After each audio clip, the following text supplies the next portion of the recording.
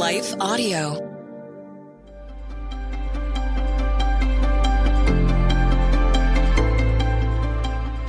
Hello. Thank you for listening to the Crosswalk Devotional. We are so glad to have you listening with us. Today's topic is the Christian community. After a brief message from one of our sponsors, we will listen to today's devotion.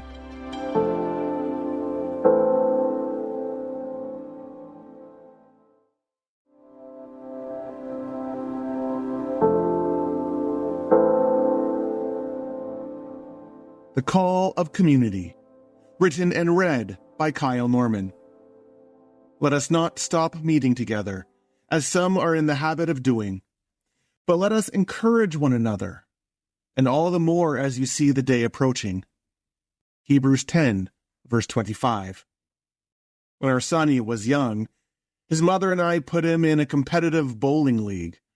Every Saturday we found ourselves at the local bowling alley, watching him throw his spares and his strikes and his splits. It was great fun, and we did this for years.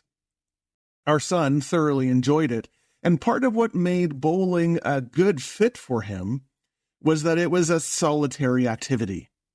He didn't have to rely on any other person but himself. When it was his time to bowl, he stood on the line and he did his best. He was in complete control. As we went on through the years, we noticed a curious thing. As much as his bowling appeared a solitary activity, our son did better when he was surrounded by other players. When he felt connected to a team of sorts, he bowled better.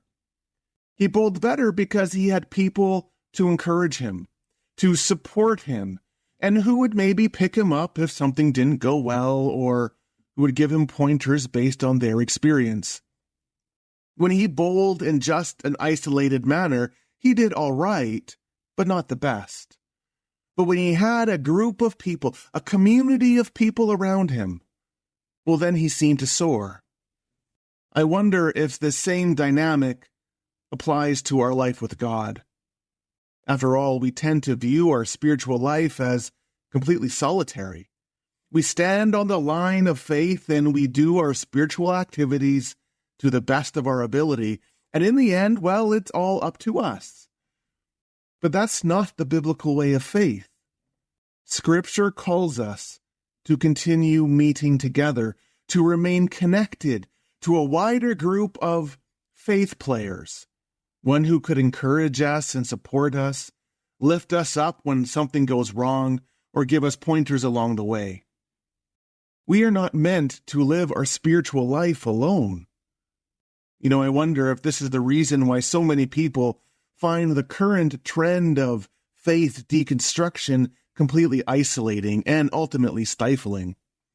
As much as this is wrapped up in the language of freedom and liberation, what deconstruction often does is leave us moreless. We stand alone, cut off from anybody who might join us in our spiritual life. I'm sure that there was pressure in the early years of the church for people just to go their own way. After all, as years moved on and as the community struggled with controversies over membership and baptismal protocol, and as persecution seemed to continually increase year after year, I'm sure there were probably people who thought, you know what, I don't need the community. I can live out my faith privately in the safety of my own home, because in the end, it's just about believing in Jesus, isn't it? The divinely inspired word comes. Let's not stop meeting together, as some are in the habit of doing.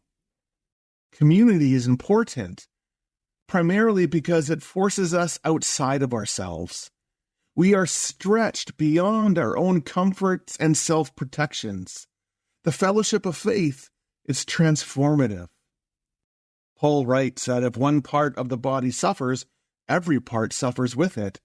The Christian community reveals itself as it holds the raw and unkempt needs of one of its members. And in doing so, it holds its own vulnerability. And yes, it's true that the community of faith is flawed and imperfect and often messy. It is made up of messy people after all. But the imperfection of the community doesn't negate the transformative nature of it, or our call to it, or the Spirit of Jesus that can be met within it. Jesus called people into community. The gathering of the disciples was the first act of his earthly ministry. He called people together in his resurrection as well. So after denying him and fleeing from him, these disciples, they are brought together to form this important and world-changing community. In fact, it's interesting to note that the only person who does not reconnect with the disciple community is Judas. Following his betrayal, Judas remains completely alone. He exists entirely by himself, alone with his guilt and his shame and his devastation. He travels his spiritual road by himself, and he ends his life in the same manner. Could it be that telling ourselves that we live our spiritual life alone actually condemns us to a very lonely and agonizing journey? Intersecting faith and life.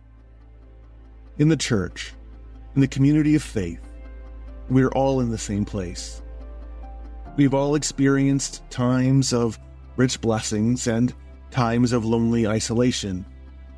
We all have had profound successes and profound struggles. So what would it look like to let other people into your spiritual walk, to let other people care for you? How might you drop your guard and maybe disclose your need?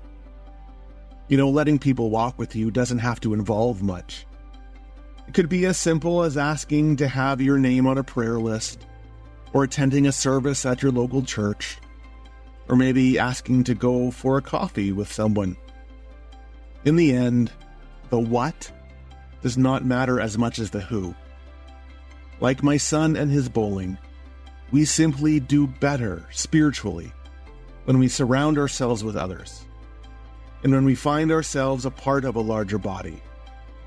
So let's not stop meeting together, but embrace the presence of the Lord in the gift of community. For further reading, read Hebrews 10, verses 19 through 25, 1 Corinthians 12, verses 25 through 27, and Why Are We Told to Not Give Up Meeting Together on crosswalk.com. The Crosswalk Devotional is a production of Life Audio and Salem Media. If you liked what you heard today, please take a second to rate and review this podcast in your favorite podcast app so that more listeners like you can find the show. For more faith-filled, inspirational podcasts, visit us at lifeaudio.com.